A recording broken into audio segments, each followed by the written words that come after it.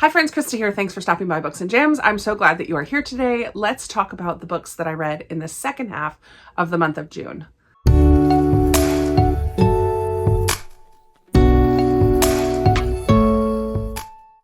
I am very late with this June wrap up, and that is because I was away in New York for the first week of July, almost exactly the 1st through the 8th. But I am back now and ready to talk about the 8 books that I still need to talk about that I haven't yet mentioned in a wrap up. I have a mid-month wrap up in case you missed it. I will link it in the description below, but I talk about the first 5 or 6 books, I think, that I read in the month. You can take a look at that video if you missed it, but I am not even going to mention those books because they're all put away or sold on Pango or whatever.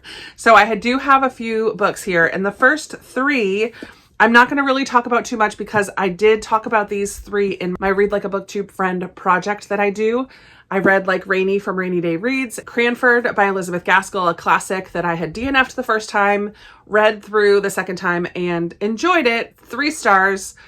Not as good as Wives and Daughters and North and South, which I absolutely love by this author. Cranford is more like short stories. I finished it and I enjoyed the audiobook. It wasn't a favorite. Then I also read Marigolds and Murder, which is a cozy mystery by London Lovett.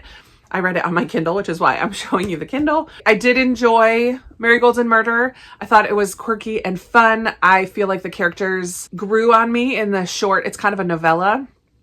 I felt like the characters grew on me. The dialogue I thought was very clunky, but it is her first, I believe it's her debut, or at least the first in this very long series. And Rainey did say that it gets better as it goes along. I have the first 3, so I will probably continue. And the third Read Like Rainy book was 3 Times Lucky by Sheila Turnage, a middle grade mystery that I thought was fun and had a lot of heart. If you want more information about any of those 3 books, I will link that video down below as well. I feel like most of June didn't really leave me a lot of room for mood reading. I guess I just had a lot of different projects and buddy reads and things going on that I needed to read for. The last 6 books that I need to talk about, I had a specific reason for reading them. So you may have seen me in other places already talk about these books. So the first one is The Reading List by Sarah Nisha Adams. I talked about this in my top 5 books of the year. It is a favorite of mine so far this year. I really enjoyed this book. In it, we follow an elderly Indian man who wants to connect with his granddaughter and is grieving the loss of his wife, who was a huge reader. And so he goes to the library looking to kind of start getting into reading as a way to connect with his granddaughter. While at the library, he meets a late teenage girl who works at the library who's also struggling with a lot of personal family issues. While working at the library one day, Alicia finds a reading list that has a list of 6 or 7 books on it, and she decides that's where she's going to start with her own reading journey. This list brings her and Mukesh together, and we just learn a lot about their backstory and their personal baggage that they're carrying around with them. But it talks about these books that they read and how these books impact their lives and their situations. I found this to be really lovely, and the audiobook was fantastic, and this was my Patreon book club book for the month of July. Another book that I read for a book club is The Parker Inheritance by Varian Johnson. This was the middle grade March book club book for the month of June, and this was a fun mystery. We follow these 2 kids, Candace and Brandon. Candace and her mom moved to this town outside of Atlanta for a little while. I forget where. They're in Georgia somewhere. Nope, South Carolina, Lambert. And it's where her grandmother lived. And she finds this letter in the attic one day that talks about this basically hidden treasure in the town of Lambert. And so Candace and her friend Brandon from across the street, who bond over their love of books, and they're a little bit nerdy and super smart kids, they decide they're going to try to figure out this mystery of this letter and this inheritance that is for the town. In the process, they learn about some things that happened in the town of Lambert, basically surrounding racism and the tennis team, and they try to find this inheritance and share the history that they've learned about the town. So it's a historical fiction with the mystery, I really loved it. It was such a good book. The audio was great for this one as well. And we had a really great discussion on the Middle Grade March channel. We did a live book chat about this, which I can link down below as well, in case you read this and want to go check out that book club discussion. So very excited that this was a hit as well. I have two more that I read for kind of group reads or buddy reads. The first one is The Knowledge of the Holy by A.W. Tozer. This is a tiny little Christian nonfiction. A.W. Tozer is an author that I've read before, and I've actually read this book before. This was a reread that I did for a discussion with Tiffany from Beautiful Minutia and Dia from Novel Idea on Tiffany's channel.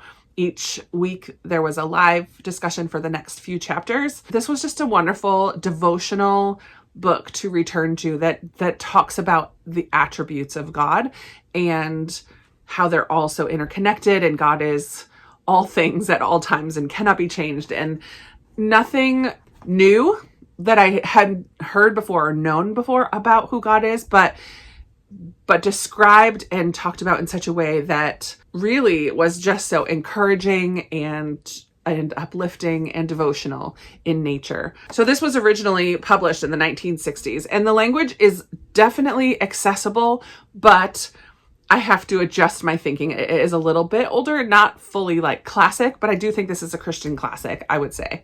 And yet it's not difficult to understand in any way, I didn't think. I found it to be very approachable. I have lots of underlines and things that stood out to me as I was reading. This was a lovely little book. If you're looking for a devotional Christian classic, I would highly recommend A.W. Tozer and The Knowledge of the Holy. 5 stars. 5 stars. And then another classic buddy read that I did was with Christy Lewis from Dostoevsky in Space, and we talked about The Pilgrims Progress by John Bunyan. We also have a live show on Christy's channel where we discuss The Pilgrims Progress.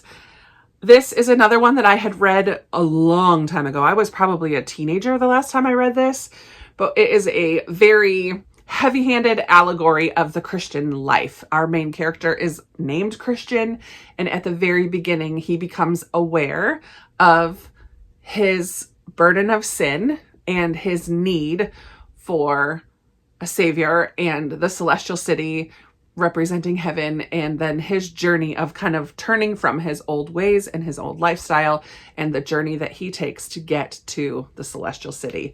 Along the way, he meets friends like Faithful and Hopeful an evangelist, and comes across struggles of people and place such as Vanity Fair and the Slough of Despond. I'm probably saying that wrong. Slough of Despond. Worldly Wise is a character that he meets. Talkative, like there's Ignorance.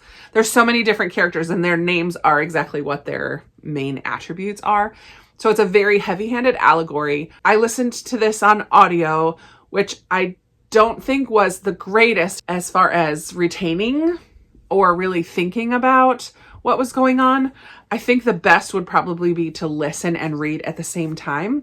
And again, as with many other classics, I watched an adaptation afterwards, and I wished that I had watched an adaptation before or near the beginning, because it does help me to have an understanding of what's going on. Because the writing in this was written quite a long time ago, 1600s, I believe, 1684, 1678. So this is very old. There are many modern adaptations or modern language versions of this.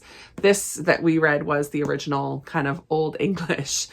And that was tricky at times to fully comprehend what was going on. However, afterwards I looked up different quotes because I listened. I didn't mark quotes along the way. There are so many really quality, thought-provoking quotes throughout this that I do feel like, although this time around I'm giving it 3 stars because my enjoyment level was lower, even though the content level I thought was a little bit higher, maybe a 3.5, 4 star. I'm giving it 3 stars because I just really did not enjoy reading it. But I do think it's one that at different times in my own personal Christian journey, different parts of this story will stand out to me and have meaning and give encouragement and hope, that type of thing. I do think it has value for the long run and probably will be a book that I return to. So I'm keeping it on my shelves. I'm not putting it in my Pango pile to get rid of, non-haul. But this particular time, which is partly it's summertime and I prefer faster paced, quicker reads, lighter a little bit. And this was not those things. But I did feel like it does have value. So that's the Pilgrims Progress. And I read that with a group read as well. The last two that I have are a little more like personal projects that I had. So I did read The Extraordinary Deaths of Mrs. Kipp by Sarah Brunswald, which I will be talking about this a little bit more in depth in my 5-star predictions wrap up, because this was a 5-star prediction for me. So I will not tell you my official rating. I'll just say this is a Christian fiction about a young woman named Aiden who is a journalist who really wants to write the big story. She kind of is a little bit, thinks very highly of herself at the beginning and reaches beyond her experience at the very beginning and kind of feels a little bit entitled and is therefore demoted, if you will, for a little bit, is how she perceives it, and told to write an obituary for this older woman who's not quite dead yet. And she has to go and meet with this lady and Mrs. Kipp. In the process, and she's not very thrilled about this whole adventure. In the process, she gets to know Mrs. Kipp and her whole attitude changes. Her character arc is really good throughout this story. The way that her attitude changes and the way that she kind of self-reflects as the story goes on and as she gets to know Mrs. Kipp and Mrs. Kipp's story. And she's challenged to write this obituary for this woman who is not yet dead. The highlight of this for me was the change in the main character in Aiden and her growth throughout the story. Mrs. Kipp is quite a character in herself, in her life, and getting to hear different things that she has experienced in her life was also very cool. And I did enjoy this book very much. It was all the rage among the Christian booktube world last year, I believe, when it first came out, and I'm glad that I finally jumped on the train and gave it a read. So that's The Extraordinary Deaths of Mrs. Kipp, and I will talk more about that soon, hopefully, when I get to filming my 5-star prediction wrap-up. The final book that I have to talk about, I don't have because I listened to it on audio. It's called The Book Spy by Alan Hlad. This is one that is my Patreon recommendation. Every month I give some of my patrons a chance to recommend a book. I pick one out of a mug. This is the one that I read for June. This is a World War II historical fiction, and I found it interesting because it takes place mainly in Portugal. So there was a program in the United States during the war where, I don't know, some government agency hired librarians to go overseas and get their hands on materials and put them on microfiche and send them back. So things like books, because Hitler and the Nazis were like burning books and getting rid of so many original kind of publications. And so this program was wanting to save some of these books and documents and things. And along the way, they would try to get Nazi propaganda and newspapers and all those kinds of things. So we meet a couple of librarians who are sent to Portugal, Lisbon. In the process, one of them finds or discovers information that leads her down the path to becoming more of a spy. These librarians were not supposed to be engaging in any spy activities. However, because of the nature of their job, this one librarian has an opportunity to head in that direction, and she wants to kind of do her part in the war and do a bigger part. So we just follow her journey as she gets involved, has some different situations and some dangerous situations. And I liked that it takes place in Portugal because I don't believe I've read much or any World War II fiction that takes place there. I found it to be an interesting story. I listened to it on audio. Ultimately, not incredibly memorable. I think I ended up giving it 3.5 or 4 stars. I think I have another Alan Hlad book on my NetGalley that already is out, Churchill's Secret Messenger or something like that I'm looking forward to reading. And I definitely would be interested in reading more from this author. I do like World War II stories that take a little different twist on things or give me a glimpse of a different part of the war. So I had never heard about this project of librarians being sent over and using microfilm to save documents and things. I think that was very interesting. Yeah, I enjoyed this, and I'm glad that I read it because I don't know that it would have come across my radar otherwise. So here are the books that I read in June, the second half of the month. I would love to chat with you down below if any of these are ones that you have read. What did you think about them? Did any of them get added to your TBR because of hearing me talk about them today? I would love to chat with you about what were some of your favorite reads in the month of June. I'm sorry again that this is a little bit late, but I always love talking with you down in the comments. So let's chat down there. Thank you so much for spending time with me today and hanging out and listening to me talk about books. I look forward to chatting with you in another video very soon. Bye.